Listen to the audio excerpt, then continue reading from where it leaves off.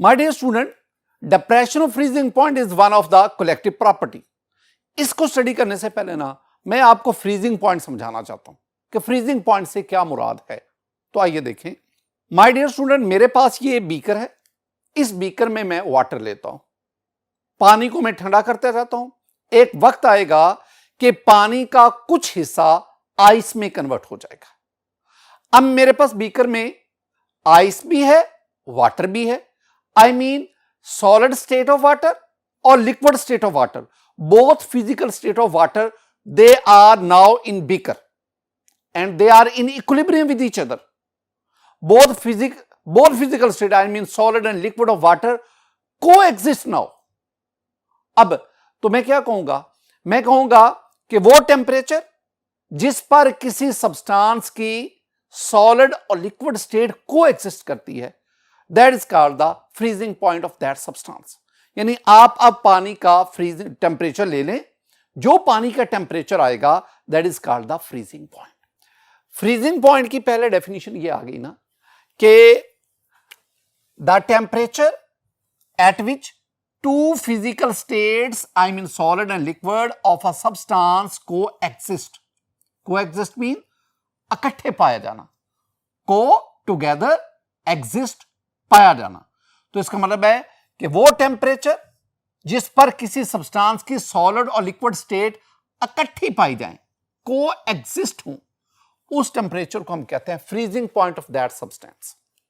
अगला पॉइंट बहुत इंपॉर्टेंट है माय डियर स्टूडेंट। किसी भी सब्सटेंस की सॉलिड और लिक्विड स्टेट कब को एग्जिस्ट करेगी? This one is very important. ये तब को एग्जिस्ट करेगी जब दोनों का वेपर प्रेशर इक्वल होगा। तो मैं दूसरी डेफिनेशन क्या करता हूं, फ्रीजिंग पॉइंट की दूसरी डेफिनेशन क्या कहूंगा? मैं कहूंगा वो टेम्परेचर जिस पर किसी भी सब्सटेंस की सॉलिड और लिक्विड स्टेट का वेपर प्रेशर इक्वल हो जाए, तो that temperature is called the freezing point of that substance. यानी the temperature at which vapour pressure of solid and liquid phase of a substance becomes equal. तो वो temperature जिस पर किसी सब्सटेंस की सॉलिड और लिक्विड स्टेट का vapour pressure equal हो जाए, वो टेम्परेचर उसका फ्रीजिंग पॉइंट कहलाता है। तो आपको फ्रीजिंग पॉइंट की ये जो बुनियादी बात है ना, ये आपको आनी चाहिए। अब आप कलेक्टिव प्रॉपर्टीज की तरफ आए। काम क्या करना है माय डियर स्टूडेंट? मेरे पास ये सॉल्वेंट है। This one is a solvent, this one is a liquid, pure liquid. मैं पहले इसका ना फ्रीजिंग पॉइंट नोट कर लेता हूं। फ्रीजिंग पॉइंट ये नोट कर लेता हूं, यानी मैं वो टेम्परेचर जिस पर इस लिक्विड की सॉलिड और लिक्विड स्टेट को एग्जिस्ट करे, उस टेम्परेचर को मैं इसका फ्रीजिंग पॉइंट कहूंगा और वो मैं मालूम कर लेता हूं। अब मैं इसके अंदर मैं non volatile and non electrolyte solute add करता हूं। वो ऐड करता हूं। जब वो मैं सोल्यूट ऐड करूंगा, अब ये सॉल्वेंट नहीं, अब ये आपके पास क्या बन गया? सॉल्यूशन। अब मैं सॉल्यूशन का फ्रीजिंग पॉइंट नोट करता हूं, वो नोट करता हूं। अब क्या होगा स्टूडेंट? आपने पढ़ा है कि जब आप किसी भी सॉल्वेंट में non volatile non electrolyte solute add करते हैं, तो उस सॉल्वेंट का वेपर प्रेशर डिक्रीज हो जाता है, कम हो जाता है। इसका मतलब हुआ कि सॉल्यूशन का फ्रीजिंग पॉइंट सॉल्वेंट के फ्रीजिंग पॉइंट से कम होता है। ये जो कमी आई है ना, this one is called delta TF. This one is called depression in freezing point. तो आपने बाज़ीन में क्या रखनी है? बाज़ीन में यह रखनी है कि जब किसी सॉल्वेंट में सॉल्यूट ऐड किया जाता है, तो सॉल्यूशन में उसका वेपर प्रेशर कम हो जाता है, और वेपर प्रेशर में कमी की वजह से उसका फ्रीजिंग पॉइंट जो है वो डिक्रीज कर जाता है। तो सॉल्वेंट का फ्रीजिंग पॉइंट, सॉल्यूशन का फ्रीजिंग पॉइंट, दोनों का डिफरेंस ले लें। जो डिफरेंस आएगा that is called delta TF. चूंकि वो फ्रीजिंग पॉइंट कम होता है, लिहाजा हम टर्म इस्तेमाल करते हैं डिप्रेशन इन फ्रीजिंग पॉइंट। अब आए, हमने इस बात को ग्राफिकली डिस्कस करते हैं, I mean the graphical explanation of delta T F. My dear student, मेरे पास ये ग्राफ है। इस ग्राफ में मैं एक्स एक्सिस पर टेम्परेचर को लेता हूं, मैं वाई एक्सिस पर वेपर प्रेशर को लेता हूं। पहले मैं ये ग्राफ ना प्योर लिक्विड के लिए, प्योर सॉल्वेंट उसके लिए प्लॉट करता हूं। तो माय डियर स्टूडेंट, जब मैं इसको प्योर सॉल्वेंट के लिए अप्लाई करता हूं तो मेरे पास ये ए, बी और सी, ये कर्व आई। ए से बी तक जो हमारे पास प्योर लिक्विड है, सॉल्वेंट लिक्विड स्टेट में है, और at point B we have two states, we have solid and liquid state of that pure substance. और जब आप बी से सी की तरफ आते हैं, this show the solid solvent. My dear student, अगर आप इस पॉइंट बी से एक्स एक्सिस पे आए, टेम्परेचर एक्सिस पे आए, तो आपके पास ये टेम्परेचर आया T1। This one is the freezing temperature of solvent, I mean this one is the freezing point of solvent. इस कर्व में जो ए, बी और फिर बी, सी है, एक बात बहुत इंपॉर्टेंट है माय डियर स्टूडेंट, इस कर्व का ये जो बी सी पार्ट है, इसमें the slope, the steepness of slope is greater. ये क्या हमें बता रही है? ये हमें बता रही है कि हाई टेम्परेचर पर वेपर प्रेशर ऑफ सॉलिड ज्यादा है और हाई टेम्परेचर पर यह ग्रेटली इंक्रीज करता है। ऐसी ही कुछ बात मैंने आपको वो boiling point, elevation of boiling point, उसके सिलसिले में डिस्कस की थी। तो माय डियर स्टूडेंट, ये आपके पास जो curve I A B C, this curve is for pure liquid, और बी से सी वाला पार्ट जो है that is the solid solvent. और एक और भी पॉइंट ध्यान में रखना, एट पॉइंट बी जब आप वाई एक्सिस पे जाते हैं तो वाई एक्सिस पर ये जिस पॉइंट को टच करता है that is called P not. P not vapour pressure, P not, जब पी नॉट आता है तो हम वेपर प्रेशर लेते हैं प्योर सॉल्वेंट का, प्योर लिक्विड का। अब आप काम करें, हम एक और ग्राफ प्लॉट करने जा रहे हैं। वो कैसे? हम इसी सॉल्वेंट में सॉल्यूट ऐड करेंगे, हमारे पास सॉल्यूशन बनेगा। अब आप सॉल्यूशन का temperature vapour pressure graph plot करें। तो माय डियर स्टूडेंट, मेरे पास ये एक कर्व आएगी।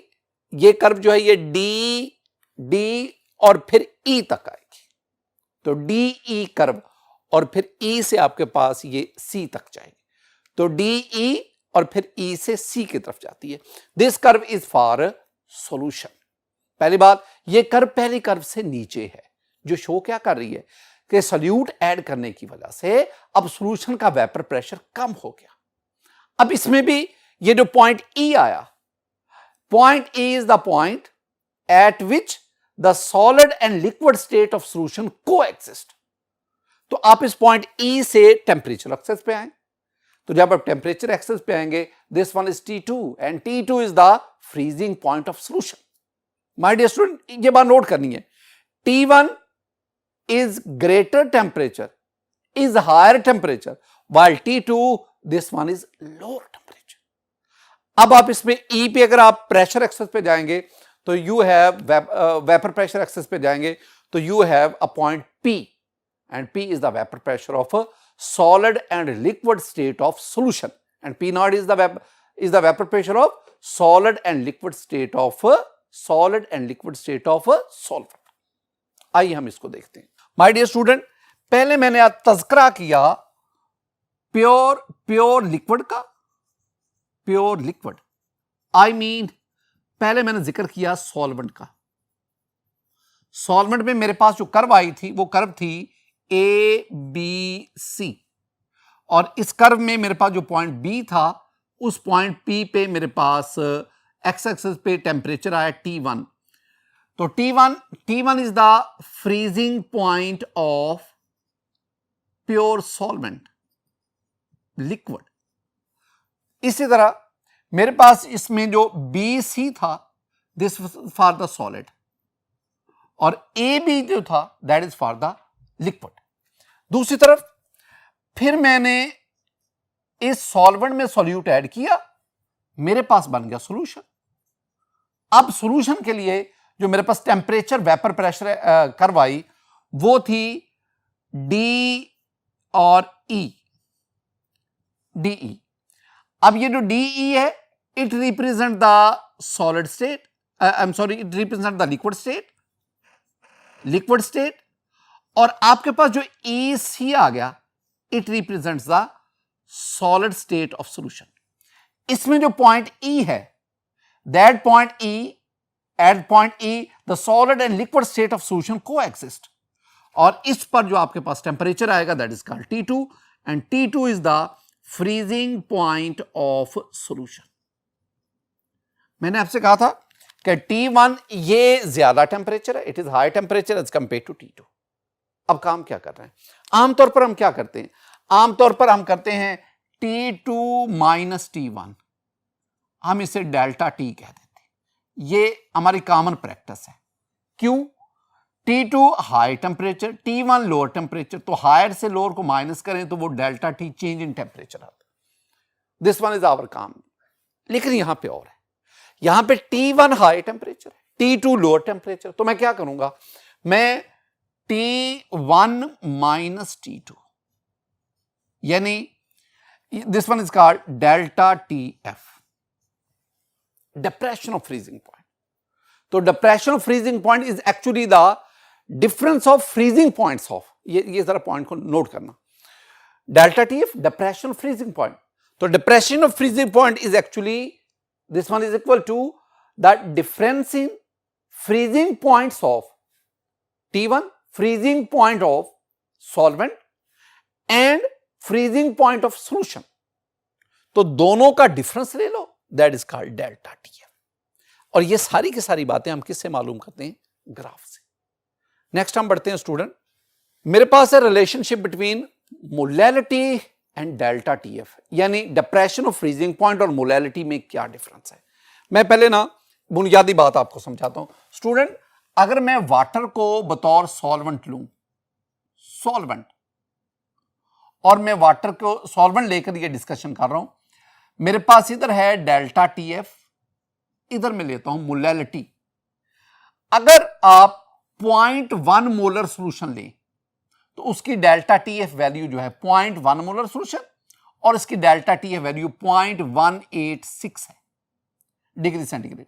और अगर मैं मोलैलिटी बढ़ाकर 1 मोलर सोल्यूशन कर दूं तो अब इसकी डेल्टा TF वैल्यू 1.86 होगी डिग्री सेंटीग्रेड। अब इसमें क्या है, आपने मोलैलिटी कितने टाइम बढ़ाई? 10 टाइम्स, 10 गुना मोलैलिटी बढ़ा दी, तो डेल्टा TF की वैल्यू भी कितने गुना बढ़ गई? ये भी 10 टाइम्स बढ़ गई। यानी ये हमें क्या बता रहा है? ये हमें बता रहा है कि जितने गुना मोलैलिटी ऑफ सॉल्यूशन बढ़ाते हैं उतने गुना डेल्टा TF की वैल्यू। तो इसका मतलब क्या हुआ? दोनों में जो रिलेशन आया वो क्या है? Direct relation. तो मैं लिखूंगा जी delta TF depression of freezing point is directly proportional to molality.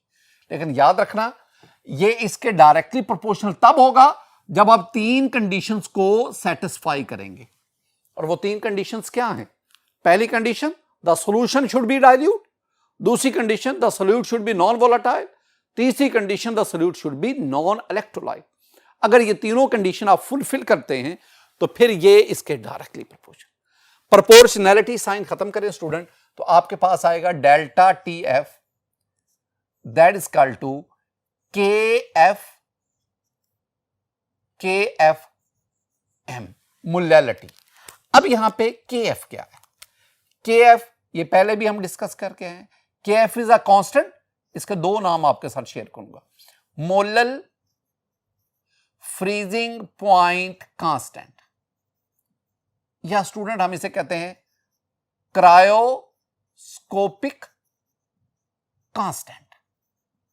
एक बार जेहन में रखनी है।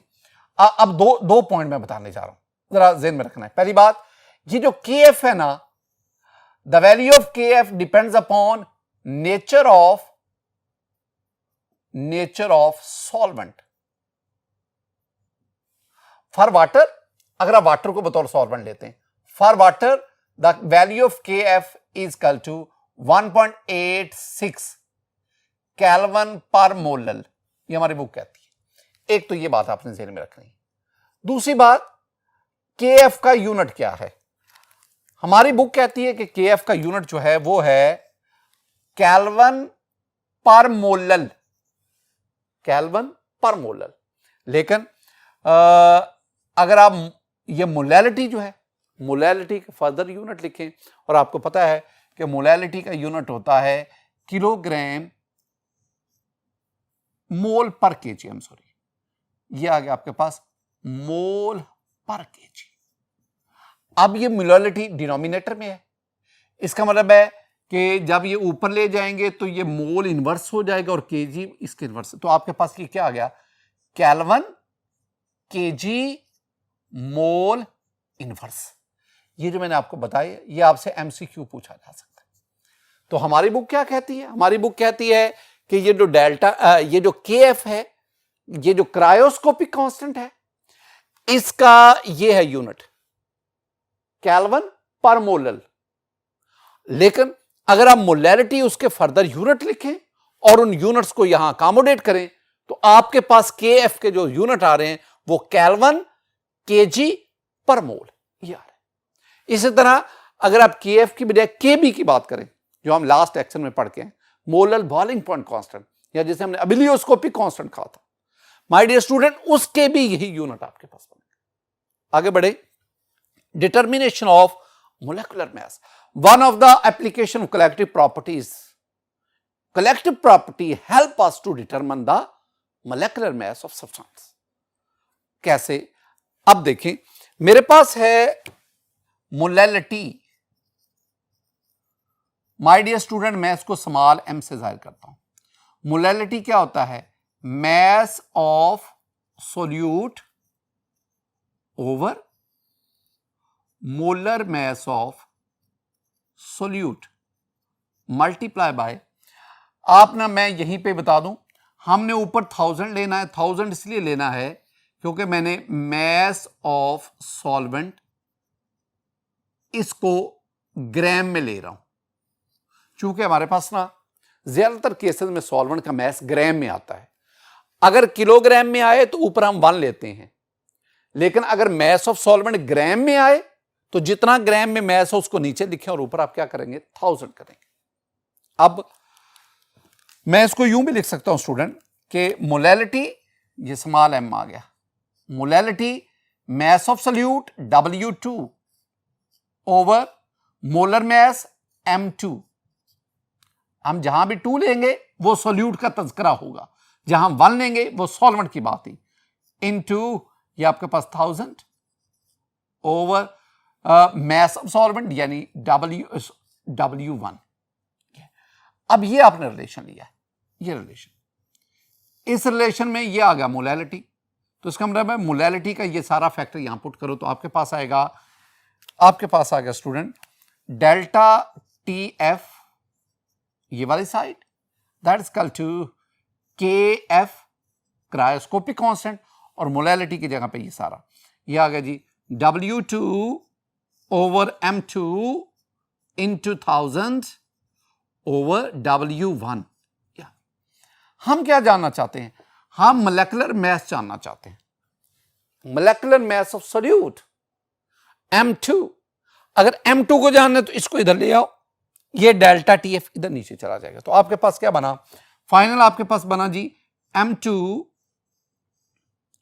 That is equal to KF over delta TF। KF cryoscopic constant, delta TF depression of freezing point into 1000 into W2 over W1।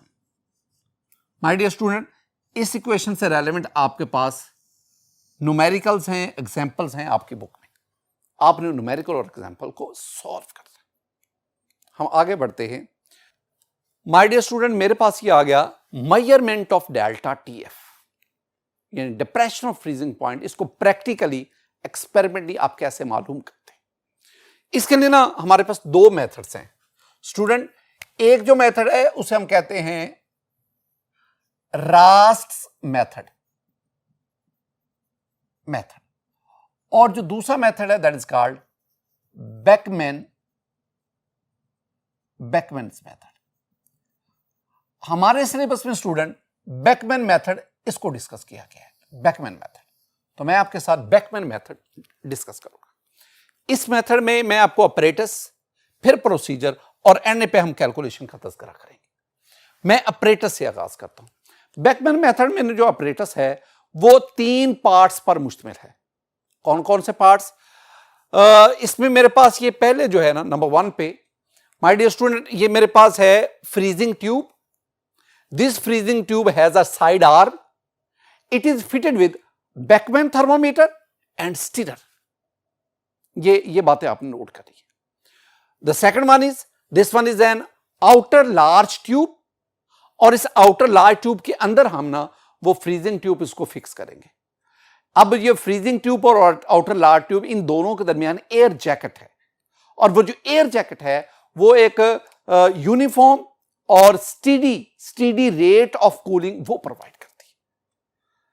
अब तीसरी चीज जो मेरे पास आ गई नंबर 3 पे, वो एक लार्ज जार है which has the freezing mixture, जिसमें हमने फ्रीजिंग मिक्सचर को रखा। तो इसका मतलब हुआ the operators of Beckmann method, it has 3 parts. कौन कौन से देखें? नंबर 1 पे मैंने जिक्र किया, नंबर 1 पे हमारे पास है आ फ्रीजिंग ट्यूब, और इस फ्रीजिंग ट्यूब में 3 बातों को याद रखना है। पहली बात क्या याद रखनी है कि it has a side arm. इस साइड आर्म की मदद से हम सोल्यूट ऐड करते हैं ताकि सॉल्यूशन बने। दूसरी बात जो आपने याद रखनी है कि it is fitted with Beckmann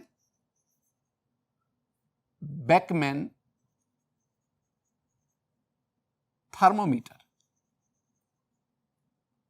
मैंने स्टूडेंट लास्ट लेक्चर में भी बेकमैन थर्मोमीटर का जिक्र किया था कि it can measure the temperature up to an accuracy of 0.01 kelvin. Very sensitive thermometer, बहुत हसास है। ये जो एलिवेशन ऑफ बॉइलिंग पॉइंट होती है, ये डिप्रेशन ऑफ फ्रीजिंग पॉइंट है ना, ये very slight change in temperature है। तो उस very slight change in temperature उसको मेजर करने के लिए हमें इस जैसा सेंसिटिव थर्मोमीटर ही चाहिए। तीसरी चीज जो हमने जिक्र की वो है कि it is fitted with a stirrer. Number 2 पे दूसरी बात जो आपने याद रखनी है कि एन आउटर लार्ज ट्यूब,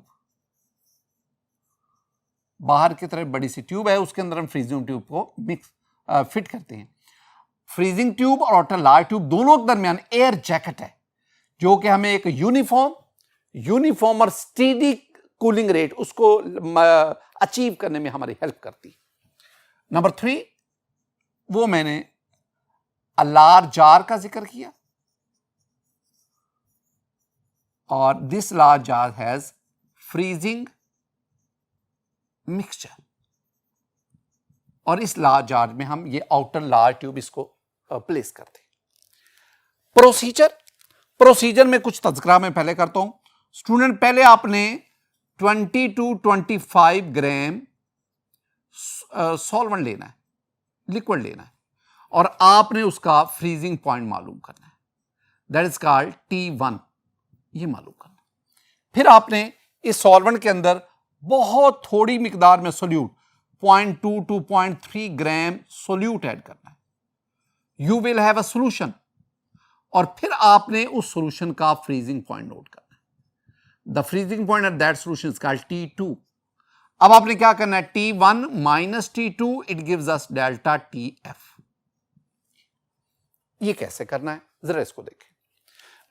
मेरे पास बेकमैन मेथड, इसका ऑपरेटर सेटिंग है। अब इसमें देखें हम काम क्या करेंगे। हम ना पहले वेरी स्मॉल अमाउंट, मैंने कहा 20 से 25 ग्राम सॉल्वेंट को आपने इनर फ्रीजिंग ट्यूब में लेना है।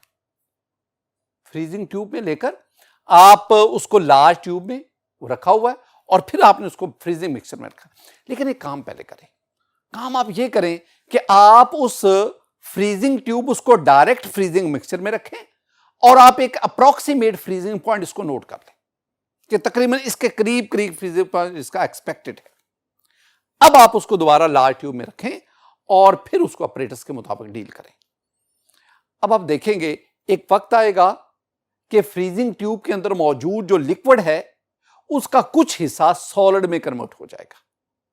उस वक्त बेकमैन थर्मोमीटर के ऊपर जो रीडिंग आएगी that gives us the freezing point of solvent. अब आप काम क्या करें, आप ना इसको बाहर निकाल लें। अब आप इसकी जो साइड आर्म है उधर से 0.2 to 0.3 gram solute, very small amount of solute वो ऐड करें। स्टिरर की मदद से अच्छा इसको हिला दें। अब इसको दोबारा अपरेटस को अरेंज करें। अब आप दोबारा देखेंगे एक वक्त आएगा जब इस सॉल्यूशन का कुछ हिस्सा सॉलिड में कन्वर्ट हो जाएगा। जब वो सॉलिड में कन्वर्ट हो जाएगा that gives us the freezing point of solution, ये T2 हो जाएगा। फिर आपने T1 minus T2 that gives us the delta TF।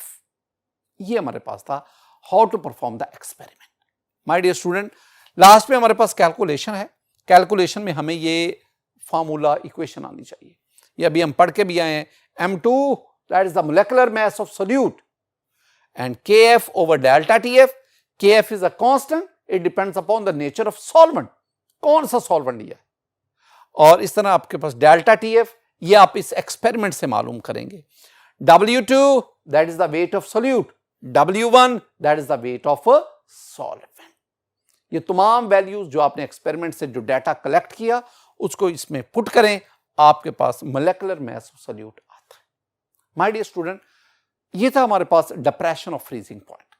अब हम आगे बढ़ते हैं। हमने ये जानना है applications of collective properties, particularly depression of freezing point and elevation of boiling point। तो आइए इन एप्लीकेशन को डिस्कस करते हैं।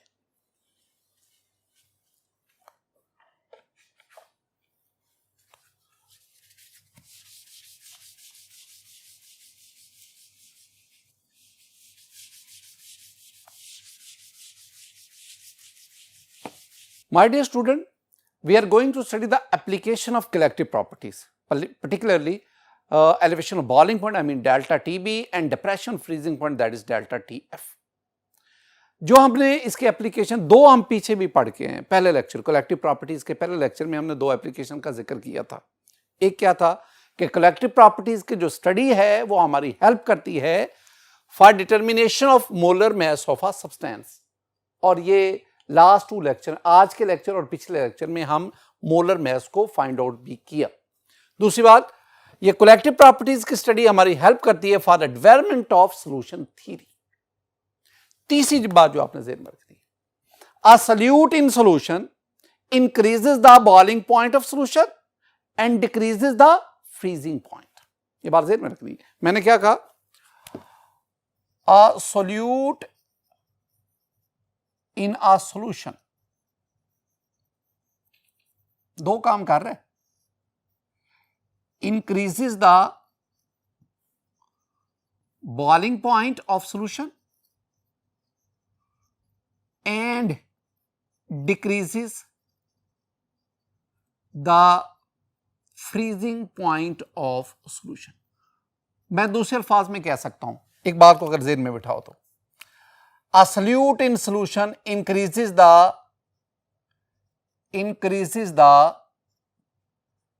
liquid range of a solution। Liquid range को इंक्रीज करता है। कैसे? माय डियर स्टूडेंट, अगर आप वाटर, प्योर वाटर लें और वाटर की लिक्विड रेंज को देखें, वाटर जो है 0 degree centigrade is its freezing point, 100 degree centigrade is its boiling point at 760 torr. तो ये फ्रीजिंग पॉइंट हुआ और ये बॉइलिंग पॉइंट हुआ। इससे ऊपर वाटर वेपर्स फॉर्म में, इससे नीचे वाटर सॉलिड स्टेट में। तो this one is the liquid range for water. आज जब वाटर में हम कोई सॉल्यूट ऐड करते हैं, नॉन वोलाटाइल, नॉन इलेक्ट्रोलाइट या इलेक्ट्रोलाइट सॉल्यूट भी ऐड करते हैं, तो अब क्या होगा, अब सॉल्यूशन की फॉर्म में फ्रीजिंग पॉइंट कम हो जाएगा, सॉल्यूशन की फॉर्म में बॉइलिंग पॉइंट बढ़ जाएगा। अब ना ये जो सॉल्यूशन बना सॉल्यूट ऐड होने पर, अब ये 0 पे फ्रीज नहीं करेगा, अब इसका फ्रीजिंग पॉइंट क्या होगा, लेस देन 0। अब ये 100 पे बॉयल नहीं करेगा, इसका बॉइलिंग पॉइंट क्या होगा? More than 100 degree centigrade. तो हम क्या कहेंगे? हम कहेंगे अब इसकी जो लिक्विड रेंज है, लिक्विड रेंज वो इंक्रीज कर गई, वो बढ़ जाती है। तीसरी बात जो ज़हन में बिठानी स्टूडेंट, फोर्थ वन मेरे पास, मैं एथिलीन ग्लाइकोल का जिक्र करता हूं। एथिलीन ग्लाइकोल सेकेंड ईयर में जाके आप इसको स्टडी करेंगे student. This one is CH2OH and OH. This one is ethylene glycol. Ethylene glycol is non-volatile. It is non-electrolyte. तो एथिलीन, तो अब इसमें क्या करना है? एथिलीन ग्लाइकोल को हम कहते हैं कि this one is an antifreeze, an antifreeze. क्या मकसद, क्या मतलब anti freeze? Anti against, opposite freeze, यानी जो फ्रीज नहीं होने देता। एक्चुअली जब एथिलीन ग्लाइकोल को आप वाटर में ऐड करते हैं तो ये इट डिलेज फ्रीजिंग। चूंकि ये फ्रीजिंग को डिले करता है लिहाजा हम इसे क्या कहते हैं? Anti freeze. अब एथिलीन ग्लाइकोल ये इस्तेमाल क्या होता है? माय डियर स्टूडेंट, मेरे पास ये कार का रेडिएटर है। अब इस कार के रेडिएटर में आपने देखा होगा कि वाटर के साथ साथ ना ये एक कलर्ड लिक्विड भी इसमें ऐड किया जाता है। This one is actually the ethylene glycol. इसका मकसद क्या है? इसके दो मकासद हैं। In cold winter it decreases the freezing point of water, और वाटर जो वो 0 डिग्री सेंटीग्रेड पे आइस में कन्वर्ट नहीं होता, बल्कि 0 डिग्री सेंटीग्रेड पर भी ये एथिलीन ग्लाइकोल वाला सॉल्यूशन जो है वो लिक्विड स्टेट में ही रहता है, क्योंकि उसका फ्रीजिंग पॉइंट कम हो गया। एंड इन हॉट समर, जब टेम्परेचर बहुत ज्यादा है, बॉइलिंग ऑफ वाटर के चांसेस हैं, तो ये क्या करता है? ये एथिलीन ग्लाइकोल जो सोल्यूट है ये बॉइलिंग पॉइंट इंक्रीज करता है, और इंक्रीज बॉइलिंग पॉइंट की वजह से 100 डिग्री या इसके करीब टेम्परेचर पर वाटर बॉयल नहीं करता, लिक्विड स्टेट में रहता है। आई मीन एथिलीन जो है that increases the liquid range of solution, जो हमने पहले जिक्र किया। लेकिन आमतौर पर हम क्या कहते हैं? हम कहते हैं कि एथिलीन इज एन एंटीफ्रीज। आगे बढ़ते हैं माय डियर स्टूडेंट, ये मैंने आपको 4 पॉइंट समझाए। अब हम आ गए फिफ्थ वन पे। फिफ्थ वन पॉइंट में सोडियम क्लोराइड की बात करता हूं, मैं कैल्शियम क्लोराइड की बात करता हूं, मैं पोटाशियम नाइट्रेट की बात करता हूं। दीज आर सॉल्ट्स, ये सॉल्ट्स है। और ये क्या करते हैं? ये सॉल्ट्स जो हैं इनको जब आप वाटर में ऐड करते हैं तो ये भी वाटर का बॉइलिंग पॉइंट बढ़ा देते हैं, फ्रीजिंग पॉइंट कम कर देते हैं। अगर मैं सोडियम क्लोराइड की बात करूं, my dear student, sodium chloride को हम ना डी आइसिंग एजेंट कहते हैं। डी आइसिंग एजेंट यानी ये वाटर को आइस में कन्वर्ट नहीं होने देता। जब आप सोडियम क्लोराइड को वाटर में ऐड करते हैं तो ये वाटर का फ्रीजिंग पॉइंट इतना बहुत कम कर देता है। Sodium chloride and calcium chloride are used to remove the snow from roads. तो ये स्नो को रोड से साफ करने के लिए हम इसको इस्तेमाल करते हैं, किसको? सोडियम क्लोराइड को। इसी तरह स्टूडेंट बाज दफा आइसक्रीम वगैरह, आइसक्रीम को फ्रीज करने के लिए भी हम ये सोडियम क्लोराइड, कैल्शियम क्लोराइड या पोटाशियम नाइट्रेट, सोडियम क्लोराइड और पोटाशियम नाइट्रेट का मिक्सचर वाटर में ऐड करते हैं, और ये बहुत ज्यादा कूलिंग प्रोड्यूस करता है, जिसकी वजह से हम आइस वगैरह जो है उसको फ्रीज कर जाते हैं, आइसक्रीम वगैरह को फ्रीज कर जाते हैं। माय डियर स्टूडेंट, ये कुछ पॉइंट्स थे जो हमें एप्लीकेशन ऑफ कलेक्टिव प्रॉपर्टीज उसमें मिलते हैं। स्टूडेंट, आज के इस लेक्चर में हमने आखिरी जो है collective property, I mean depression freezing point, इसको स्टडी किया, और साथ ही साथ हमने एप्लीकेशन ऑफ कलेक्टिव प्रॉपर्टीज। इसके साथ ही हमारा ना कलेक्टिव प्रॉपर्टीज का टॉपिक जो है वो वाइंड अप हुआ। मेरी दुआ है कि अल्लाह ताला आप पर अपना फजल फरमाए, अल्लाह ताला आप पर अपना करम फरमाए, अल्लाह ताला आपके इल्म में इजाफा फरमाए, अल्लाह ताला आपको छोटों से शफकत और बड़ों का एहतराम करने की तौफीक अता फरमाए। अस्सलामु अलैकुम व रहमतुल्लाह।